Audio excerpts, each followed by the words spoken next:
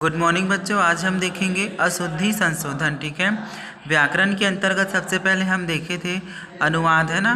जो अनुवाद दिया रहता है उसका अपने को क्या करना होता है, हिंदी में अनुवाद, तो वो हम देखे थे। अनुवाद के बाद हम क्या देखें, वाच्य परिवर्तन देखें। ठीक है, अब हम देखेंगे अशुद्धि संशोधन।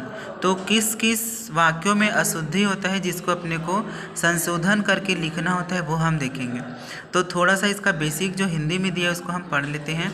लिखा है, भाषा शिक्षण का मुख्य उद्देश्य छात्रों में श्रवण, पठन, लेखन व वाचन कौशल का विकास करना है। ठीक है, तो भाषा शिक्षण का मुख्य उद्देश्य क्या होता है कि अगर हम बच्चों को पढ़ा रहे हैं तो वो ठीक से सुनना चाहिए, उनको पढ़ना भी उसको ठीक से आना चाहिए, लेखन भी अगर करें तो वो भी मात्रा में मिस्टेक नहीं होना चाहिए, और अगर वो वाचन करें तो भी वो ठीक होना चाहिए। संस्कृत शिक्षण में अध्यापकों को छात्रों में संस्कृत भाषा के शुद्ध लेखन व उच्चारण पर विशेष ध्यान देना चाहिए। मतलब जब हम संस्कृत पढ़ रहे हैं या बच्चे को पढ़ाते हैं तो उस समय उसका जो उच्चारण होता है, क्योंकि विसर्ग, कई बच्चे क्या होते पढ़ते हैं तो अधिकांश लोग विसर्ग को नहीं ध्यान देते, तो बच्चे को संस्कृत का शुद्ध उच्चारण आना चाहिए, ये एक शिक्षक को ध्यान देना चाहिए। इसके अंतर्गत आगे लिखा है, इन्हीं त्रुटियों में सुधार हेतु अशुद्धि संशोधन नामक प्रकरण दिया जाता है ना। तो इन्हीं को सुधार करने के लिए क्या किए गए हैं, अशुद्धि संशोधन करके एक क्या बनाए यहाँ पर चैप्टर बनाए गए, जिसके अंतर्गत हम ये देखेंगे कि अशुद्धि जो होता है वो किन किन चीज़ों में होता है। जैसे पुरुष, कर्ता, क्रिया, लिंग, वचन, विशेषण एवं विभक्ति में होता है ना। ठीक है, पुरुष में होता है कि वो उत्तम पुरुष है, मध्यम पुरुष है या प्रथम पुरुष है। कर्ता में होता है, ठीक है, बच्चे कर्ता देखें, कई बच्चे को क्या होता है कर्ता पता नहीं रहता है तो वो एक ही कर्ता का यूज़ करते हैं, जैसे कि सह मतलब होता है वह।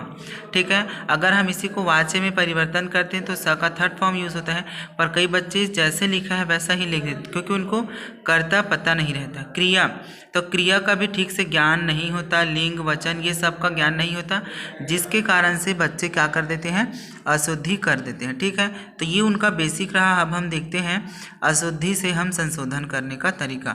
जैसे लिखा है अशुद्ध वाक्य में पहले बता रहा हूँ आपको। लिखा है, विद्यालये सतः छात्राः सन्ति। यहाँ पर लिखा है आपका विद्यालये सतः छात्राः सन्ति, तो यहाँ पर बोल रहे हैं जब भी एक ही मात्रा लगा है मतलब वो बहुवचन में है। किस में है वो, बहुवचन में है। और सताम मतलब यहाँ पर लिखा है सताम यानी होता है 100। ठीक है, तो जब हम 100 अगर बोलेंगे तो सतम ही होता है। यहाँ पर ये जो लिखा है वो गलत है, सतम पढ़ेंगे, उसको क्या पढ़ेंगे, सतम।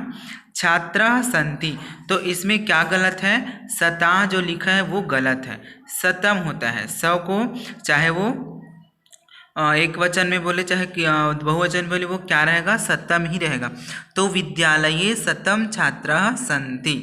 आगे है, भवान कुत्र गच्छन्ति। ठीक है, अब यहाँ पर एक ही क्या बोलते हैं पुरुष को पूछे हैं कि आप कहाँ जा रहे हैं, तो यहाँ पर गच्छन्ति करके जो लिखा हुआ है वो अशुद्ध है। मतलब जब हम किसी एक को पूछेंगे तो वहाँ पर गच्छति का प्रयोग होता है, और यहाँ पर क्या लिखा है, गच्छन्ति लिखा है, तो हम उसको सुधार के क्या लिखेंगे, भवान कुत्र गच्छति। ठीक है, अगला लिखा है, गुणवान जनः प्रीति पात्रः भवति। तो जब भी अगर विसर्ग वाले वाक्य जो है शब्द के बीच में अगर रहता है, जैसे यहाँ पर देखो दो क्या दिया है, यहाँ पर दो आपको शब्द में विसर्ग दिया हुआ है। जैसे जनः लिखा है तो इसमें भी विसर्ग लगा है, और प्रीति पात्र तो इसमें भी आपका विसर्ग लगा है। अगर ऐसे वाक्य आपको दिखता है तो आप क्या करेंगे, दूसरे वाक्य में आपको विसर्ग की जगह क्या लगाना है, म का यूज़ करना है। जैसे गुणवान जनः प्रीति पात्रम भवति। ठीक है बच्चों, तो दो भी अगर विसर्ग रहेगा शब्द के बीचों भी, अगर किसी वाक्य में दो शब्द है और दोनों में विसर्ग लगा है तो दूसरे वाले विसर्ग की जगह म का प्रयोग किया जाता है। तो क्या हो जाएगा ये, गुणवान जनः प्रीति पात्रम भवति। थर्ड है आपका, यहाँ पर देखेंगे, अयम कन्या चतुरा अस्ति। ठीक है, तो इयम कन्या चतुरा अस्ति। ठीक है, अयम मतलब मैं का ये प्रयोग है। ठीक है, और इयम, ठीक है, यह कन्या है ना, यह कन्या होगा, यह कन्या चतुर है। पयः मधुरः अस्ति। तो देखो यहाँ पर दो शब्द में क्या लगा है, विसर्ग लगा है। तो 1 सेकेंड वाले विसर्ग में क्या लगाना है आपको, माँ। तो पयः मधुरः अस्ति। त्रयः बालकः पठति। तो यहाँ पर देखो आप त्रयः होगा और ये बालकः मतलब एक वचन में है, जबकि 2 से अधिक है तो यहाँ पर आ की मात्रा के बाद विसर्ग लगाएंगे तब वो क्या होगा, बहुवचन में होगा।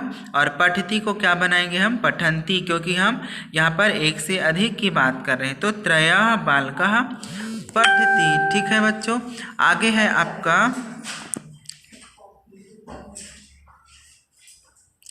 है आपका देखो सुशीला पुस्तकम पठितवान। ठीक है, तो यहाँ पर लिखा है सुशीला पुस्तकम पठितवान। तो बच्चों पठितवान शब्द अगर यूज़ होता है तो वो जो है लड़कों के लिए यूज़ होता है। किसके लिए होता है, लड़कों के लिए। और लड़कियों के लिए हम क्या यूज़ करते हैं, पठितवती। तो ये आपका जो लिखा है वो क्या है, रॉन्ग है। तो सुशीला पुस्तकम क्या लिखेंगे, पठितवती। और अगर इसी को पूछ देते कि सुशील पुस्तकम पठितवती, तो आप उसको क्या चेंज करते, सुशील पुस्तकम पठितवान। ठीक है बच्चों, आज के वीडियो में हम इतने ही अशुद्धि संशोधन पढ़ते हैं। कल की वीडियो में आगे का अशुद्धि संशोधन पढ़ेंगे। धन्यवाद।